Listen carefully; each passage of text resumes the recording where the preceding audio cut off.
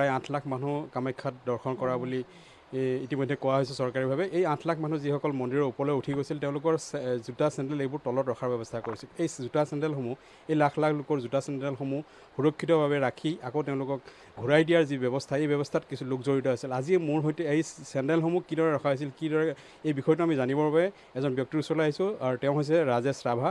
তেওঁৰ সৈতে আমি কথা পাতিম গোটেই বিষয়টোৰ ওপৰত। আমি জানিব বিচাৰিম যে কিদৰে কিমান মানুহ লাখ লাখ মানুহ আহিছিল আৰু তেওঁলোকৰ এই চেণ্ডেলসমূহ আপোনালোকে কিদৰে ৰাখিছিল, কেনেকৈ ব্যৱস্থা কৰিছিল। নমস্কাৰ, মই ৰাজেশ ৰাভা, বৰ্তমান সংঘৰ নগৰ প্ৰচাৰ প্ৰমুখ ৰূপে আছোঁ। তো এই প্ৰক্ৰিয়াটো আমাৰ 5 দিন চলিলে। আমাৰ কালি দুৱাৰ খুলিছিল। দুৱাৰ খোলা অৱস্থাত ৰাতিপুৱালৈকে আমাৰ দিনৰ ভাগলৈকে কালি আমাৰ এই পাদুকা সেৱা চলিছে।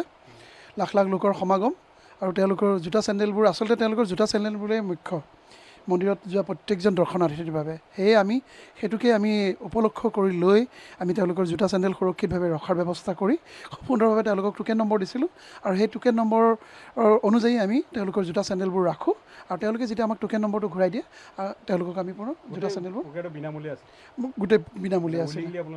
আমি একদম স্বেচ্ছাই আমি কৰিছিলোঁ। আমি বহুজনে ইয়াতে যিসকল আমি জড়িত আছিলোঁ, কোনোবা IITৰ অভিযন্তা আছিলে, কোনোবা চিকিৎসক আছিলে, কোনোবা ব্যৱসায়ী আছিলে, এনেদৰে আমি গোটেইবিলাকে লগ লাগিছিলোঁ আৰু স্বেচ্ছাই আমি এই সেৱা আগবঢ়াইছিলোঁ। একদম আমাৰ মানে যাক ইংৰাজীত কোৱা হয় 24/7। আমি গোটেই কেইদিনতে আমি লাখৰ ওপৰ, মানে যিদৰে মন্দিৰত 8 লাখ দৰ্শনাৰ্থী হৈছে, ঠিক সেইদৰে আমাৰ তাতো জোতা চেণ্ডেল ৰাতিপুৱাৰ পৰা ৰাতিলৈকে এদিনত লাখ।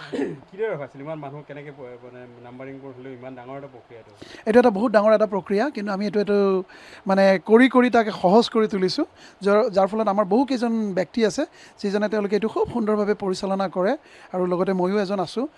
আমি কি কৰোঁ, প্ৰত্যেকটা আমি নাম্বাৰ কৰোঁ, 1 লাখলৈকে আমি নাম্বাৰ প্ৰস্তুত কৰোঁ। আমাৰ 4টা কাউণ্টাৰ আছিলে, এই 4টা কাউণ্টাৰত আমাৰ 1 লাখলৈকে নম্বৰ আছিলে। সেই নম্বৰ অনুযায়ী আমি জোতা চেণ্ডেলবোৰ মানে এটা সময়ত 1 লাখ ৰাখিব পৰা ব্যৱস্থা।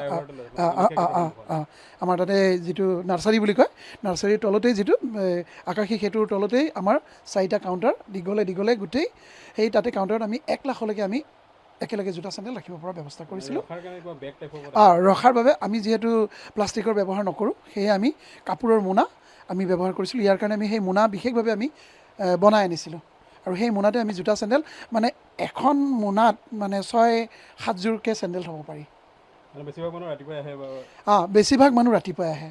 ৰাতিপুৱাৰ পৰা চলি থাকে, দিনৰ ভাগত অকণমান পাতল হয়, আবেলি আকৌ 6 বজাত যিহেতু বন্ধ কৰি দিয়ে, তাৰ আগে আকৌ মানুহৰ ভিৰটো বেছিকৈ হয়। সুন্দৰভাৱে লৈ গৈছে। কিছুমান মানে আমাৰ কি হয়, যেতিয়া লাখ অতিক্ৰম কৰি যায়, আমাৰ মোনা শেষ হৈ যায়, তেতিয়া কোনোবাই যদি ল'ব আহে, তেতিয়াহে আমি মোনাখন দিব পাৰোঁ। সেনেকৈ কিছুমানে কি কৰে, নিজাববীয়াকৈ বাহিৰতে থৈ গৈছে, সেইবোৰ পিছত আহি লৈও গৈছে আৰু কিছুমানে নিব অহা নাই, থাকি গৈছে। নাই, বেছি থকা নাই, খুব কমেই আছে।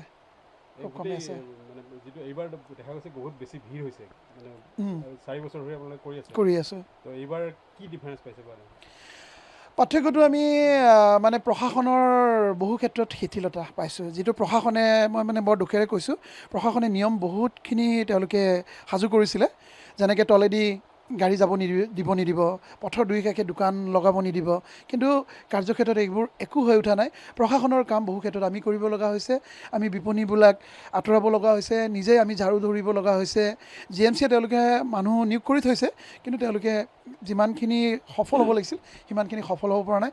মানে ত্ৰুটি বিচ্যুতিৰে ভৰা এই অম্বুবাচী মেলা, আৰু মই এই চেগতে ক'ব বিচাৰোঁ, ইয়াক চৰকাৰে মেলালৈ ৰূপান্তৰ কৰি মানে ইয়াৰ আধ্যাত্মিকতাক বিনষ্ট কৰি পেলাইছে। বাহিৰৰ পৰা যিসকল মানুহ আহে, আমাৰ ইয়াত এই যে ভিৰটো হয় ৰাতি, সেইটো বাহিৰৰ মানুহ নাথাকে, আমাৰ গোটেই নাই, আমাৰ গুৱাহাটীৰে অধিকাংশ লোক থাকে। তেওঁলোকৰ কোনো আধ্যাত্মিকতা নাই, তেওঁলোকে কেৱল মেলামুখী প্ৰৱণতা, আৰু সেই প্ৰৱণতাৰ কাৰণে তেওঁলোকে ৰাতি ভিৰ কৰে। সময় পাৰ হোৱাৰ প্ৰশাসনে বান্ধি দিয়া 6 বজাৰ পিছতো তেওঁলোকে সোমাব দিব লাগে বুলি হুলস্থুল কৰিব, চিঞৰ বাখৰ কৰিব, আৰু এই অম্বুবাচীৰ নিচিনা এটা মহা আধ্যাত্মিক যুগত গৈ তেওঁলোকে জয় জুবিন দা চিঞৰ দি পেলাই এক বিকৃত পৰিৱেশ কৰি তুলিছে, যিটো খুবেই নিন্দনীয়।